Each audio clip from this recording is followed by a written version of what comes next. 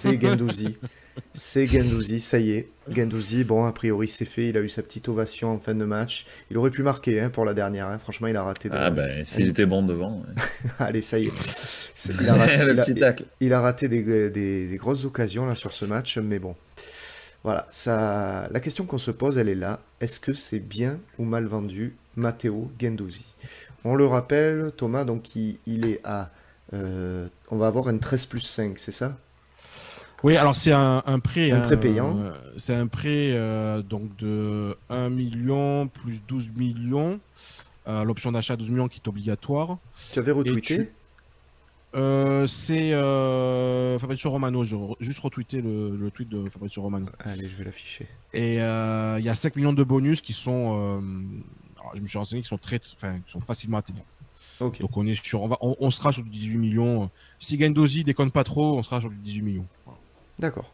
Donc voilà. Bon, après, il faut préciser aussi que maintenant, quand on dit, c'est vrai que ça fait pas sexy quand on dit des prêts avec option d'achat, mais il faut se mettre en tête que maintenant, c'est juste une manière d'étaler les paiements. Oui, voilà. Voilà. C'est pour dire, le mec, il nous le récupère et il nous le paye dans un an. Parce que les clubs, on le voit, ils sont de plus en plus, on va dire, à flux tendu comptablement, enfin, en tout cas au niveau de leur trésor, etc. Et ils essaient de trouver des manières de contourner à la fois les règles du fair play financier, à la fois les règles comptables de leur DNCG respectives, on va dire, donc, et de pouvoir jongler avec leurs problèmes de trésorerie. Donc, de plus en plus, on a ce genre de deal, mais c'est un transfert. C'est un transfert. Il y a 10% à la revente aussi. Ah, c'est intéressant. Toujours ça. Intéressant. Oui, parce que quand il partira à 80 millions en Angleterre, voilà, exactement. On aura 8 millions dans la poche. Voilà. Axel, alors, qu'est-ce que tu penses de c'est pas vendu au bon moment, parce qu'on aurait dû le vendre bien avant. Du coup, là, c'est mal vendu. Disons que là, c'est un moindre mal par rapport au fait qu'il y a zéro offre, quasiment. Mais c'est vrai qu'on l'aurait vendu il y a un an. Bon, c'était le double, quasiment. Donc, ouais, ça montre qu'il ne faut pas trop s'attacher aux joueurs. Ils aiment le maillot, tout ça, oui, fait ça. L'histoire de ils aiment le maillot, franchement, j'en ai absolument rien à faire. Il faut savoir vendre au bon moment pour progresser. Et là, on l'a vendu au mauvais moment, du coup, financièrement, on ne progresse pas tant que ça. Regardez Rennes, Monaco, les mecs, ils vendent des joueurs à leur prime, Doku 60 millions, il faut se rendre compte. Guendouzi, on aurait dû le vendre au bon moment, ça n'a pas été fait, parce qu'on est trop attaché à certains joueurs, on ne devrait pas. Donc c'est vendu correctement, mais c'est sûr que c'est pas top. C'est pas top. Je vous ai mis un sondage aussi dans le chat, alors n'hésitez pas à y répondre. Je réponds aussi à nos collègues que je vois. Canal Olympien qui est là aussi, qui nous a rejoint. Je te fais un coucou. Je t'encourage à te repasser le début de la vidéo où on te fait un petit coucou aussi au début. Moi, c'est vrai que Guendouzi, voilà. Vous le savez, ça m'a tiré la larmiche. Ouais. C'est pas mal vendu sur le moment, moi je dirais. Et on a déjà eu ce débat un petit peu plusieurs fois. C'est surtout que voilà, tu l'as cramé ce joueur. C'est vendu, comme tu l'as dit Axel, au mauvais moment. Mais la réalité, c'est quoi? Une offre de Galatasaray, une offre de la Lazio. En Angleterre, c'est compliqué d'y retourner. En Allemagne, son prêt c'était moyen. Et en Espagne, il n'y a personne qui a des sous. Donc il n'y a pas 50 solutions en réalité. C'est pas un gros tarif. Mais est-ce qu'on pouvait réellement espérer mieux? Si Longoria, imaginons, il dit non à la Lazio, il dit c'est 25 minimum. Et que la Lazio, ils nous disent, bon, pas de souci, vous le gardez. Alors on est marrant. Non, mais il n'y a plus personne. Voilà, c'est ça la réalité en fait. Donc moi, j'en veux surtout à Tudor et à Longoria de l'avoir cramé. T'avais un joueur que je trouvais taillé pour ce club. On s'est saboté tout seul, comme des grands. Alors ouais, vu que je l'apprécie beaucoup, je suis écœuré de le voir partir, mais je trouve pas que ce soit si mal vendu après tout, à ce moment-là, maintenant, compte tenu de tout ce qui s'est passé. Et le FC Guendouzi, d'ailleurs, va être dissous prochainement, c'est officiel, je tenais à l'annoncer, en tant que président du FC Guendouzi, je dois annoncer la dissolution pour très bientôt. Thomas, est-ce que c'est bien vendu, Guendouzi? Oui, non, au ce moment de la saison, oui, c'est bien vendu. C'est bien vendu parce que faut quand même pas oublier une chose, c'est que Guendouzi, c'est quand même un gros salaire. C'est un gros salaire, c'est quasiment 4 millions annuels. Donc parce que en fait, ce qu'il faut comprendre, c'est que le fait d'avoir réussi à récupérer un mec comme Guendouzi qui était Arsenal, tu n'as pas payé beaucoup en transfert, tu avais payé 10 millions d'euros, donc à ce moment-là, tu te dis ouais, c'est un braquage. Sauf qu'en fait, pour l'attirer, tu lui as envoyé le salaire, il n'avait même pas ça à Arsenal, quoi. Donc, c'est en fait une manière d'arriver à récupérer des joueurs comme ça. Le problème, c'est qu'après, pour les revendre, ben, il te faut un club en capacité de mettre une grosse somme d'argent si tu veux un bon transfert. Mais derrière, il faut proposer un salaire Et ouais. évidemment supérieur à ce que tu vas lui proposer. Je suis déjà très étonné qu'il ait réussi à avoir quelque chose à peu près équivalent avec la Lazio en termes de salaire. Parce que c'est un vrai gros salaire, quoi, tu vois. D'un joueur qui n'était pas international quand tu l'as récupéré. Il était même plutôt au fin fond du caniveau, quoi. Donc voilà. Après, c'est sûr qu'il aurait fallu le vendre après la saison sous Sampaoli. Parce que la saison sous Sampaoli, tu as des offres à 35 millions que l'OM a refusé. Et c'est là où c'est l'erreur. Mais C'est à le ce souci qu'il moment-là y a que aussi. Tudor il doit se positionner aussi. Non, mais dire, le souci qu'il y a, c'est que tu ne peux pas le vendre à ce moment-là. Auprès de tes supporters. Ah oui, d'accord, ouais, Mais Tu ne ça, peux ça doit pas. pas, Non, ça oui, doit pas je- rentrer en ligne de Eh compte. ben Ça. oui, mais tu es obligé. Il se serait fait mais insulter comme c'est pas possible, Longoria. Ça dépend Tu du vends- montant, je pense. Non mais attends, Julien, honnêtement, on te dit, on vend Guendouzi 35 millions à la fête de la saison sous Paoli, tu hurles, je pense. 35 millions? Ah, tu hurles. À la Même saison de 35 millions, tu Sampaoli, hurles. ouais, c'est vraiment le minimum que j'en aurais Voilà, attendu. tu hurles, voilà, c'est ça, tu hurles. Donc, Voilà, c'est non mais ça. c'est vrai. Non mais c'est ça. Non mais donc c'est facile en fait de réécrire l'histoire 1 an ou 2 ans après. Je veux dire, tu as refusé une grosse offre parce que tu t'es dit bon, Guendouzi c'est un actif très important de mon club. Après effectivement, il a mal été utilisé par Tudor. Je trouve quand même qu'on a tendance à aussi beaucoup oublier que lui, il a déconné aussi. Voilà. Lui, il a quand même fortement déconné. Faut dire aussi les choses. C'est-à-dire que lui, dans son professionnalisme, ça a fortement baissé sous Tudor. Il avait ses raisons ou pas, moi je suis désolé. Hein. Même que tu sois mis de côté par ton entraîneur, ça doit pas t'empêcher d'arriver à l'heure à l'entraînement et d'avoir un état d'esprit irréprochable. Voilà. Ça, je vois pas pourquoi, parce que tu es sur le banc, que de ce coup, tu dois être un problème dans le vestiaire. Et ça, Longoria, il l'a vu. Hein. Voilà. Et je veux dire, le mauvais côté de Guendouzi est arrivé au fur et à mesure, ce qui rend aussi le fait que lui trouver une porte de sortie ce mercato, c'était très compliqué. C'était très très compliqué. Donc on a fait, franchement, je trouve, une belle vente parce que vu le peu d'offres qu'on avait, parce que Galatasaray, ça mettait même pas 10 millions d'euros et le reste, c'était juste des petits intérêts. Mais même pas d'offres. Hein. Donc tu avais 2 offres. Voilà. Et oui, c'est ça. Donc arriver à Deux le vendre offres. 18 millions avec 2 offres et tu te débarrasses d'un salaire à quasiment 4 millions d'euros annuels, voilà. Je trouve que c'est plutôt pas mal. C'est plutôt pas mal. Bon, je vais voir le sondage que j'avais mis. Qu'est-ce que vous nous dites? Alors, je m'attendais à voir beaucoup de non, vraiment un plébiscite, mais c'est plutôt équilibré. Alors, il y a plus de non, bien sûr, que d'autres résultats, puisque je vais y mettre fin. 49% de non, 33% de oui, et 17% ne se prononce pas. Enfin, The Bee. Voilà, vous avez l'habitude maintenant. Si vous regardez la tribune olympienne régulièrement, il y est tout le temps, c'est le 3e choix du sondage. Donc, globalement, vous trouvez pas que ce soit si bien vendu, mais il y a quand même, c'est pas non plus 80% de non, hein, je veux dire, hein, on n'est pas... Non. Parce que, non, mais quand on voit les réactions sur Twitter, etc., on peut s'attendre aussi à ce que la plupart des gens disent non, c'est très mal vendu. Mais, je vais voilà. juste faire une petite parenthèse. Tu sais, Axel, tu faisais la comparaison avec Doku tout à l'heure. Tu Team disais The Bee, ouais. Doku 60 millions, c'est incroyable. Doku à Rennes touchait 1,5 million annuel. Ah oui, mais ils le vendent bien, du coup. Non, mais parce que c'est beaucoup plus facile aussi de vendre cher un joueur quand son salaire est quand même beaucoup d'inférieur. Et Doku à Manchester City, il touche même pas 3 millions annuels. Hein. Donc, c'est un salaire inférieur à ce que touchait Guendouzi à l'OM. Donc, tu vois ce que je veux dire? C'est que, en fait, ce qu'il faut prendre en compte, c'est que il faut prendre en compte le transfert, mais il faut aussi prendre en compte le salaire du mec. Un mec qui touche 4 millions d'euros annuels.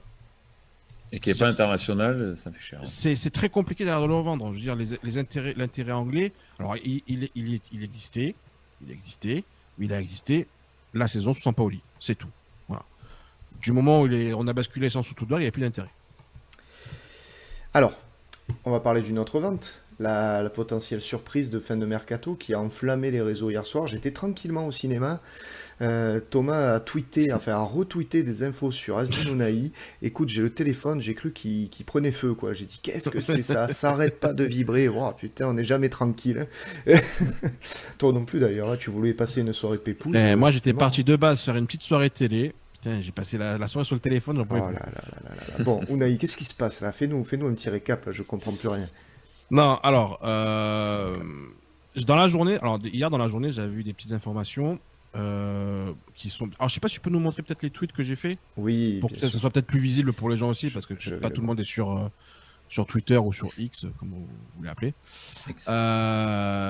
Donc, en fait, en gros, au départ, j'avais des informations par rapport au fait que la situation au niveau de Azdin Ounahi, c'était que l'OM Ne voulais pas le vendre. ne souhaitait pas forcément. Voilà, mon premier tweet, c'est celui-là. Je me rappelle, c'est 22h40. J'ai noté l'heure. 22h40 à l'heure actuelle, l'OM ne souhaite pas vendre Azdin Ounahi, sauf off XXL d'ici la fin du mercato. On m'a expliqué qu'il y avait des intérêts allemands et espagnols depuis quelques jours et que le Marocain se plaît à Marseille. Ça, Il c'est. faut préciser aussi que ça fait depuis le tout début du mercato que tu nous dis que c'est pas impossible que l'Arabie Saoudite Oui, se oui. positionne sur Ounahi. Hein. Ça fait depuis le début du mercato que j'ai l'info comme quoi l'Arabie Saoudite s'intéresse à Azdin Ounahi. Donc ça, c'est. Première Ça, info, c'est premier tweet. première chose. Peut-être 20 minutes après, j'ai deux sources qui viennent me voir. Alors, est-ce que c'est lié à mon tweet? Je sais pas, j'imagine. Enfin bon, voilà, bref. Qui m'explique que aujourd'hui, il y a ces dernières heures là, donc vraiment là, hier soir en gros, il y a un gros changement qui s'opère au niveau de l'OM, c'est-à-dire que l'OM pousse pour vendre Ounahi parce que l'OM a reçu une offre de l'Arabie Saoudite. Alors, ça a été démenti Ouais. par certains médias et comptes Twitter. Mhm. Mais moi, je reste sur cette info-là parce qu'on me l'a donné, que les deux sources que j'ai sont plus que béton sur ce dossier. Donc, effectivement, il y a bien une offre d'Arabie Saoudite.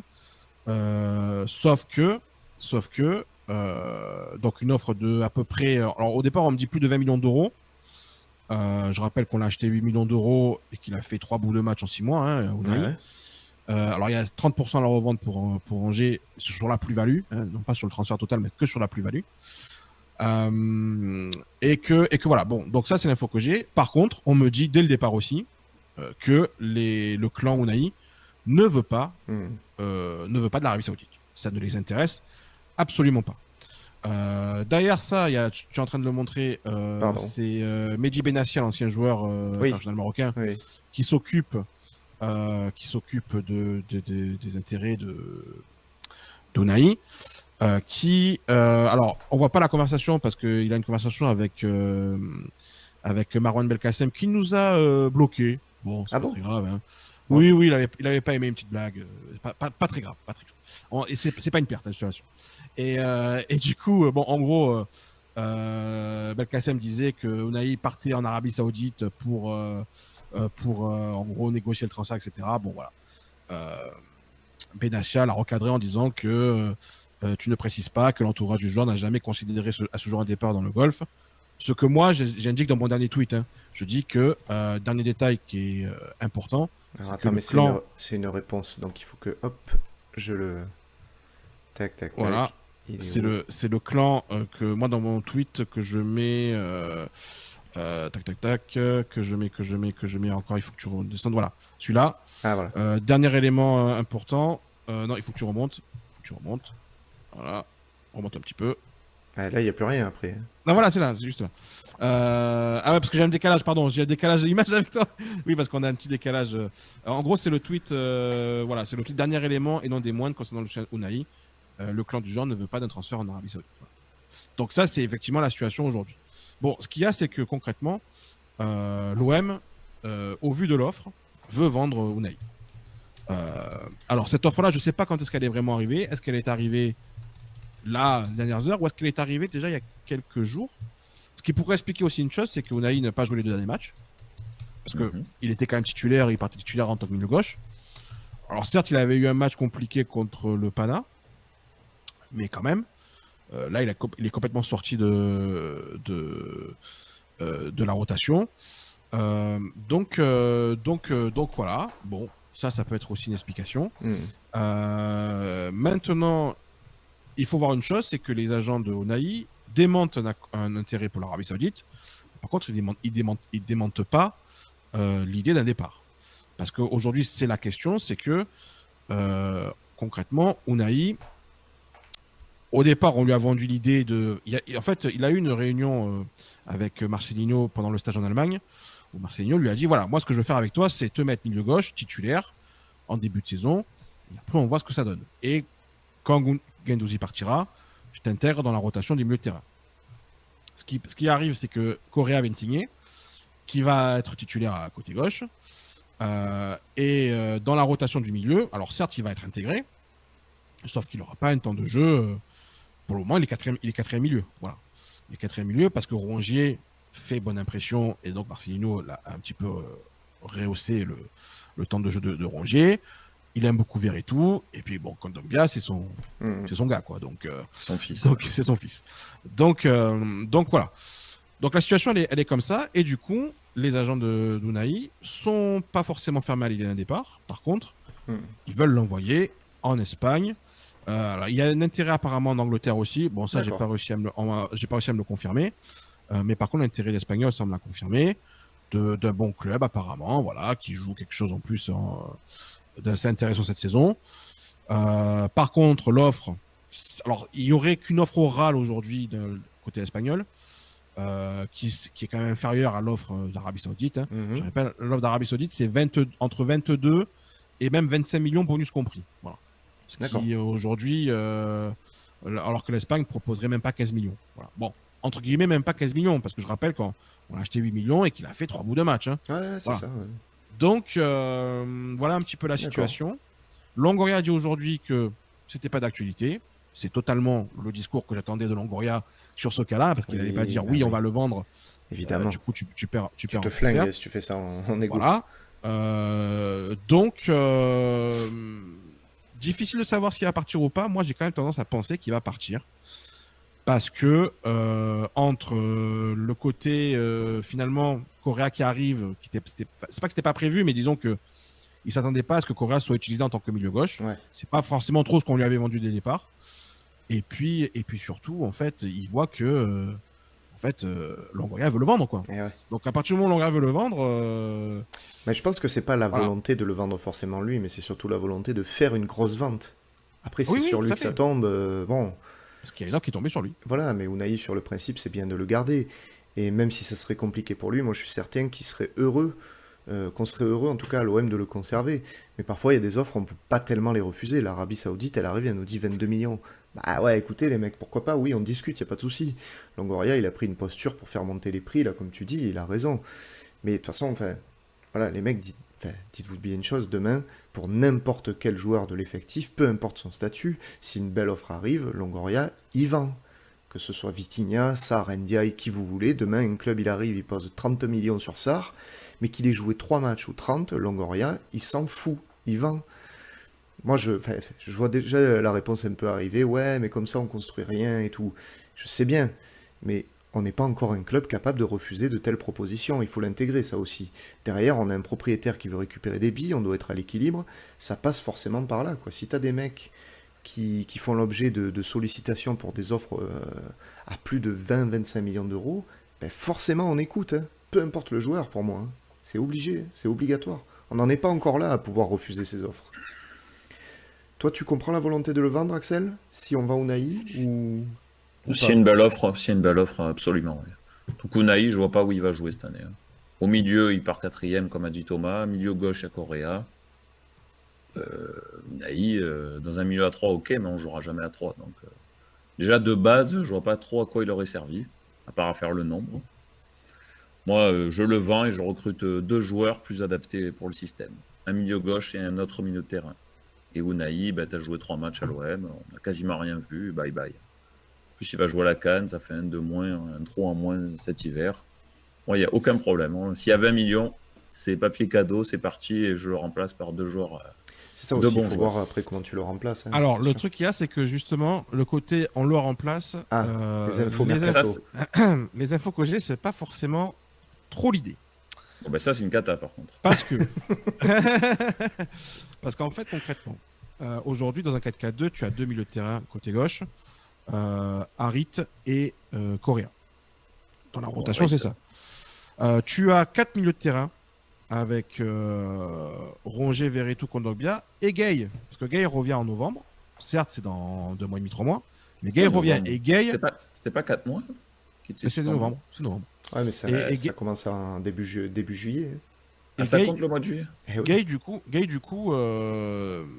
surtout, il va avoir un vrai rôle quand il va revenir. Voilà. Marcelino l'aime beaucoup. Donc, du coup, en fait, on va dire d'un point de vue juste nombre de joueurs, etc., le départ d'Unai, t'as pas forcément besoin de le remplacer. Je te parle juste en termes de nombre de joueurs. D'accord. Après, effectivement, on pourrait se dire à gauche, il me manque un mec. Mais ce mec-là, c'est Correa. Aujourd'hui, c'est ça l'idée. Hein, c'est que Correa va être l'ailier gauche dans le Je 4-4-2. suis pas persuadé que ça marche, ça. Hein. Ah ben oui, non mais ça après, c'est une chose. Mais dans l'idée, c'est ça. Donc c'est pour ça que je dis, il y a sans doute un départ et pas forcément une recrue là à l'instant T qui arrive. C'est plus Ouais. se dire, voilà, on va récupérer un billet important sur Unai et peut-être qu'on fera le point cet hiver pour voir s'il faut adapter 2 ou 3 choses. Et ça financera peut-être un transfert cet hiver. Mhm. Voilà. C'est peut-être plus comme ça qu'il faut le prendre.